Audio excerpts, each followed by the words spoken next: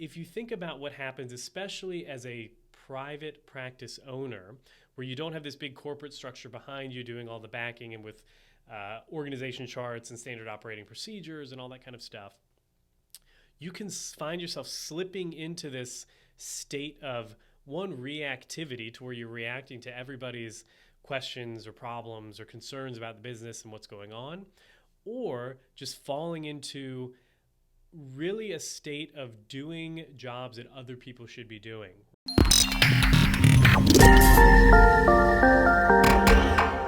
Hey, what's up? I'm Rafi from Rehab U Practice Solutions, and I want to talk to you today about if you're a practice owner, you own a business, you own maybe one location practice or multiple locations, and you're just burnt out or you're stressed. You're just not engaged in the business anymore.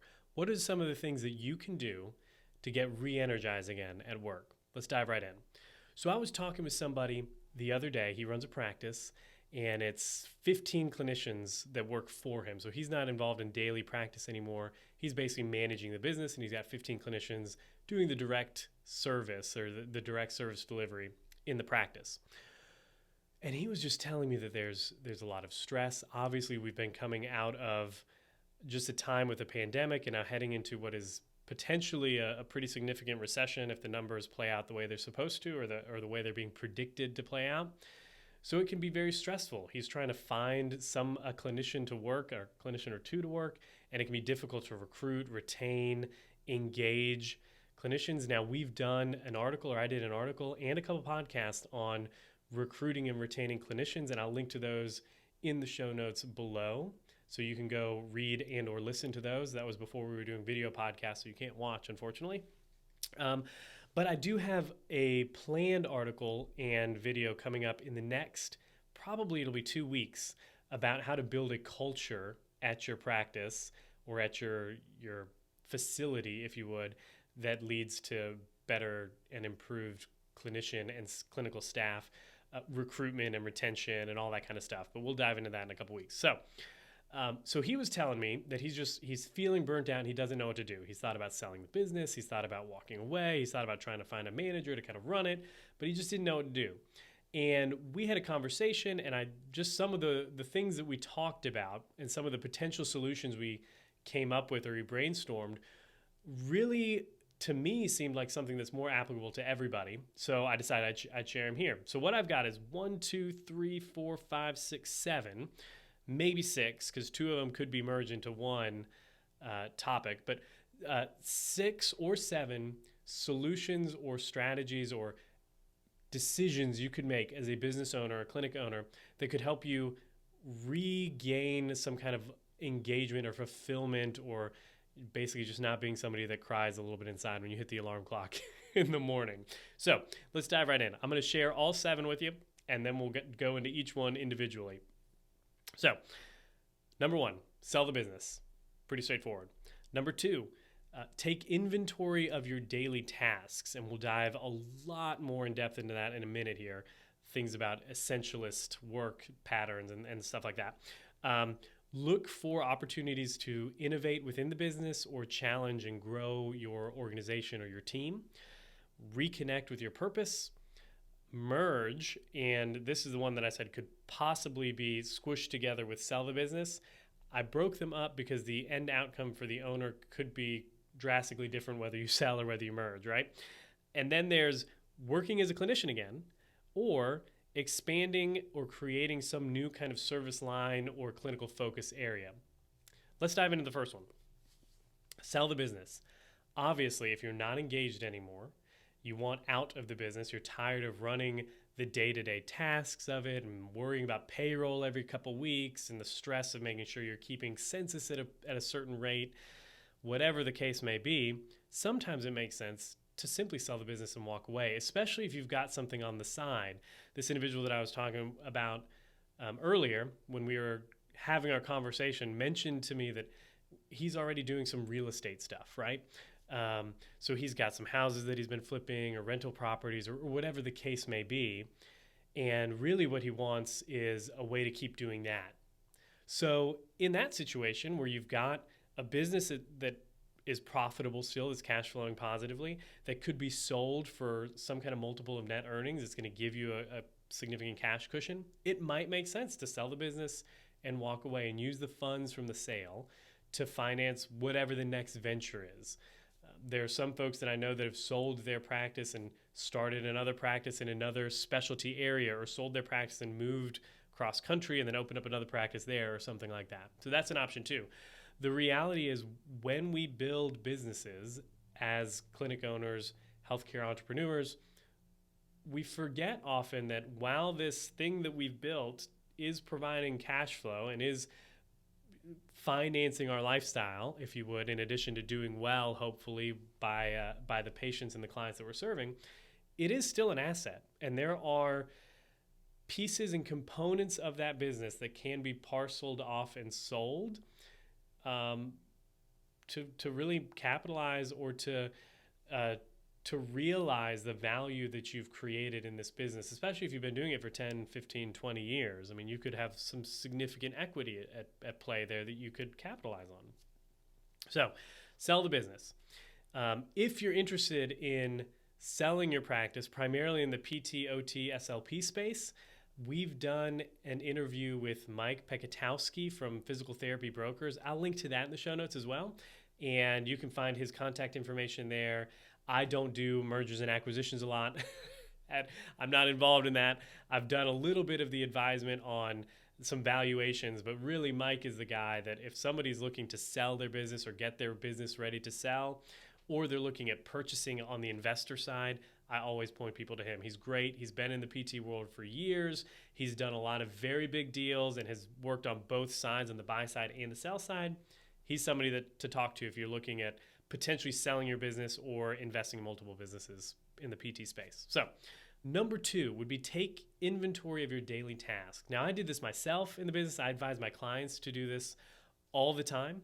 But if you think about what happens, especially as a private practice owner, where you don't have this big corporate structure behind you doing all the backing and with organization charts and standard operating procedures and all that kind of stuff, you can find yourself slipping into this state of, one, reactivity, to where you're reacting to everybody's questions or problems or concerns about the business and what's going on, or just falling into really a state of doing jobs that other people should be doing, right? Either people that you're paying to do or people that you need to hire and to put in place to do those jobs. And this really came about, for me anyways, personally, maybe even as early as a year ago, or as recently as a year ago. I think it's something that we always have to reevaluate. So I've made a commitment to do this once a year. I might do it more depending on how fast we grow. But I read a book called Essentialism. I can't remember who wrote it, but again, I'll link to it in the show notes. And part of the main premise of this book is that you try to focus on doing less but more. So doing less activity or investing less time in the quote-unquote work or work activities, but getting more benefit or creating more value out of that time. Oftentimes, at least I've experienced this as a practice owner, I run a fairly small practice. There's only 7 or 8 clinicians, a couple admin staff. We're doing probably about 500 visits a month, 500 to 600 visits a month, give or take. So it's not like we're doing super, super big volume, but because we're small, I find myself getting pulled into a lot of things that are not my highest and best use, right? So what I did, and what I've encouraged a lot of clients to do since I did this at the beginning of the year, and what I've committed to doing every January, I might do it, like I said, halfway through the year. We'll kind of see how this next iteration goes here. But what I did in January is I sat down and I just created a spreadsheet. And the spreadsheet was my time, or the time, broken up in, I think I had it broken up into 30-minute segments, because no one's really doing any real work in less than 30 minutes, right? Right? So 30-minute segments for the whole day, Monday, Tuesday, Wednesday, Thursday, Friday, all the work days. And then next to the time, I had activity or task and comments or notes. So it was, I had a time for, or a slot for, okay, from 8 to 8:30, I did X, Y, Z, and then the notes about that. So what I did was I just tracked it for a week. For a week, everything that I did within my normal work hours, went on that spreadsheet, and not only did the activity or the task itself go on the spreadsheet, but my own notes about it. And whether it was a note to myself like, I don't want to ever do this again, or a note that said something like, okay, this was, somebody called out and I had to do this, but this is not a typical, Tuesday morning activity for me, or whatever it happened to be. But by the end of the week, the following week, I sat down and I had an entire list of basically what my work week looked like for the past week. And then I just took inventory of the stuff that was on that list. And on the side, another column, I made a list of, or another sheet, I made a list of the activities that I knew I absolutely had to do. Priority task, whether it be front-end business development, whether it be lead generation, whether it be working on some of the policies and procedures that I wanted to create, or revenue generating tasks, content creation, that sort of thing. And I put that all on the items that were top priority. And on top of that, because I run the clinic, but I also work with clients on a consulting basis, there had to be time in the day for that kind of stuff too. And what I ended up doing was coming up with a quote unquote ideal week. And that week was basically a mirror image of the structure from the actual recording of the previous week. So it had time, it had activity, and then it had notes. And what I did was I looked at the list that was top priority, and then in that sheet of what the ideal week looked like, I found a slot for all of those prime activities. And that ended up meaning for me, like Fridays, I don't treat at all. I don't work in the clinic. All I really do is either content creation or working with clients, doing client calls and client work. And then, splitting it up in different days as well. But once the top priorities were filled in, I went back and looked at the previous week what I actually did, right? And I looked and I saw and I noticed patterns that, okay, I really like doing my writing, for example, at 9 a.m. on Monday. I'm just making this up, 9 a.m. on Monday. What was taking my time at 9 a.m. on Monday that kept me from doing what I really wanted to do or enjoyed, or was a revenue generating task for me? And what I did was ended up parsing out those tasks or those activities. I highlighted them all, and then I looked at them and said, okay, is this something that I'm already paying somebody to do? And if it is, let's get it over onto their daily task sheet. Or is it something that I need to find somebody to do? Or is it something that's not even worth my time and I shouldn't be doing at all? And at the end of that process, like I said, it took about 2 weeks because I tracked it for a week, and then I looked at my spreadsheet, looked at the patterns, and then over the next week developed what my ideal work week would look like. And then, like I said, I'll probably re-look at this next January, or this coming January. It's November right now, so in a couple months I'll look at it again, probably track the first couple weeks, and then develop my ideal work week for the coming year or something like that. But just simply taking the time, especially if you're stressed, you're overworked, you feel like you're just done running the business, running the practice. If you take a look at what you're actually doing in a given week, and then comparing that to what you need to be doing or what you want to be doing, you will often find that there's a very big discrepancy. There are things on that list that you are doing that you shouldn't be doing, and there's things on the list of things that you know are priorities or you should be doing that aren't on your daily task list. So find a way to reconcile those, and you're going to wake up, one, feeling peaceful because you're going to be doing the work you need to be doing, and a lot less stressful about those random things that are coming up and taking your time, right? Okay. Number 3 is look for opportunities to innovate or to challenge yourself or the business and grow. Not that expansion or ever expanding businesses is ideal or something that you should be interested in or looking into. However, as an entrepreneur or somebody that went into business in healthcare, part of the most exciting time, also maybe some of the stressful time, but some of the most exciting time is when you're building something, right?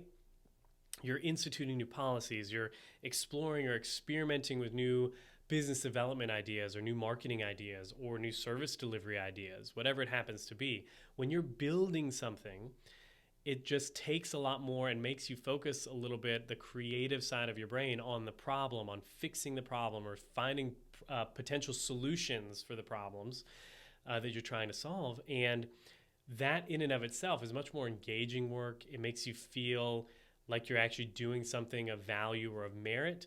So I always tell folks, if you've been kind of stagnant in the business and you're just done, you're stressed, you don't want to run it anymore, whatever it happens to be, when was the last time you innovated or thought about innovating or thought about maybe it's a new type of service at the clinic, or maybe it is expanding, who knows? Whatever that innovation or that challenge might be, that area of growth, it could be growth for the business or personal or team growth. And on the video forthcoming about building a culture, I will talk a little bit about that as well, like the value of challenging your team and how that in and of itself helps build a culture that is fun to work at. But we'll talk about that later.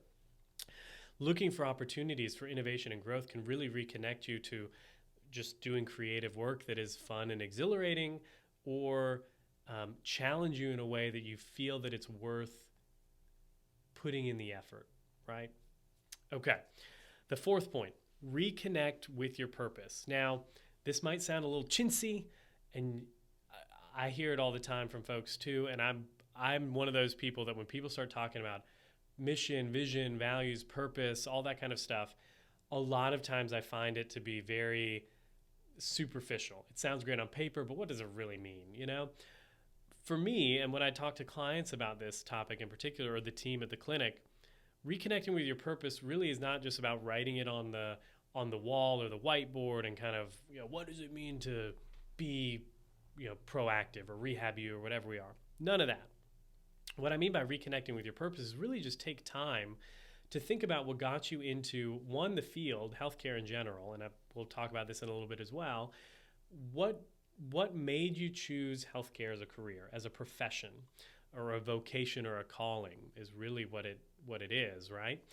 And then what are you doing in your daily work? Again, these are kind of building on each other. If you've done an essentialist work list or whatever, and you've got your daily tasks, what on those daily tasks is in any way directly connected to what got you into healthcare as a profession? Is it something like, I wanted to improve care for people, or I wanted to help people, right? Sometimes it's just a matter of reconnecting what you're doing to that ultimate purpose or that ultimate end. And it might not be, again, it might not involve you making any big, dramatic shifts at the business or your daily workday, but sometimes just connecting the dots mentally is enough to make you feel reinvigorated, or that the work that you're doing is actually valuable and meaningful in the world. So, reconnect with purpose.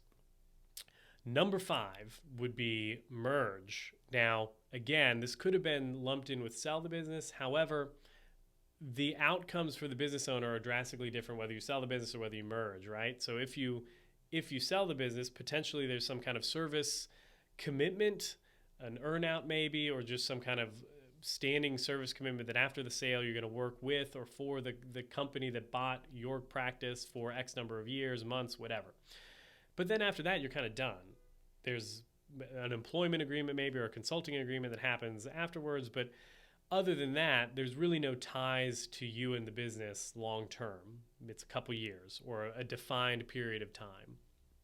When you merge, potentially, you're talking about bringing on partners, and maybe you are going to be doing some of the other things on this list. It will be expansion. It will be looking at new service areas or opportunities or new service offerings to create.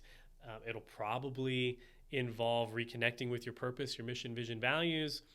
And then it's going to totally challenge what you're doing in your daily tasks, right? So merging could affect all of the items on the list previously. But one of the benefits of merging is that, again, you kind of get back into that entrepreneurial building something phase, which is great for just the mental and the creative work.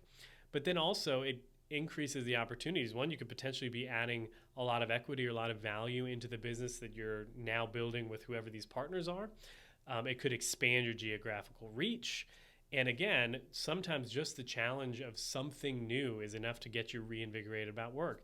It could also be one of those things that you've always thought about doing in the back of your mind that you haven't done, right?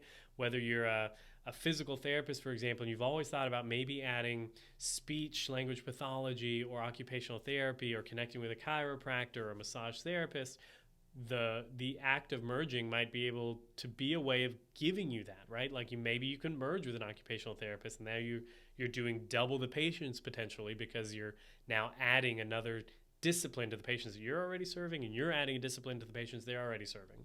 So merger could be a way to kind of boost your engagement again, get reinvigorated about the business. Obviously, you're going to want to talk to a lawyer and make sure everything looks good on paper. But it's an option. Number 6. Now, this is one that kind of, when I've mentioned this a couple times to a couple different clients, and when I have, their eyes got about this big, and they're like, I don't want to do that. But one of them took me up on it and said, you know what, I kind of like this. Number 6 would be work as a clinician again. Hopefully, the business is running at a clip where you've got systems and processes in place that it's not going to fall apart without you walking away for a little bit. And you can do this one of two ways, right? You could just totally put somebody in charge to run the practice while you go back to full-time clinical work. What most people find, though, is that, and most clinic owners that I've worked with and consulted with find, is that really just adding a day or two in the clinic, an afternoon or two in the clinic, is enough to kind of reconnect you with that purpose, the mission, the vocation, the calling of healthcare. It also gives you great insights into how your business is running, the areas that need to be improved, or that maybe processes that need to be outlined more, defined more for streamlining or efficiency purposes. And it gives you, again, a connection with the reason behind you doing what you're doing, right? Maybe it's connecting with the clients again. Maybe it's getting, frontline staff and clinicians involved in a way that you can't simply do when you're in the office running the business. I talked to somebody recently who they were very apprehensive about working again because they didn't want to get sucked into like the productivity and just being a clinician again. However, what they discovered was they really enjoyed, and this person had 20 plus years of clinical experience, they really enjoyed working with their frontline staff, their entry-level staff that they really didn't know because they had hired so many. And this person just loved getting back into the clinic and becoming a mentor to new staff. And that's something that now they're not working direct patient care anymore. They kind of moved out of that. But they've kept on their schedule a slot for in-services and trainings and clinical rounds and that sort of thing. So now this person has added onto their plate, and they feel invigorated about doing it, the component of staff development and mentorship. So sometimes just stepping back into the clinic a little bit is enough to kind of give you an opening or a vision of what your day could look like, or one of those things that maybe you took for granted that you really want to do again, right? And then the last would be expand or create a new service offering or focus. So like I mentioned previously, the simple act of building or creating something new targets different parts of your brain. You're using your creative side, your problem solving, and it can be really meaningful work. I'm not going to dive too much into it. We have done an article, or I've written an article, it's on the website, called What Now? How to Expand or Position Your Practice for Growth and Expansion. And I'll link to that in the show notes below. But basically, there's a very simple process that you can use for deciding if you want to expand or if you want to innovate or create some kind of new service offering. How do you go about doing it? It's basically, without sounding too cheesy, a Venn diagram of your clinical expertise, the market need, and then how it fits into your mission, vision, values. And I'll link to that again in the show notes below. You can read it at your leisure. So those are the 7 opportunities, if you would, or 7 options that you could pick if you're super burnt out or you're just disengaged from your practice and you're thinking about, why do I even do this anymore? Maybe one of the items on this list sparks something in you that you can take and implement. If nothing else, I always encourage people, just look at your daily tasks. Look at that, what you're actually spending your time on, and then comparing it to what you want to be or what you know you need to be spending your time on. All right, that's it. Until the next time, be safe, be healthy. I will talk to you then.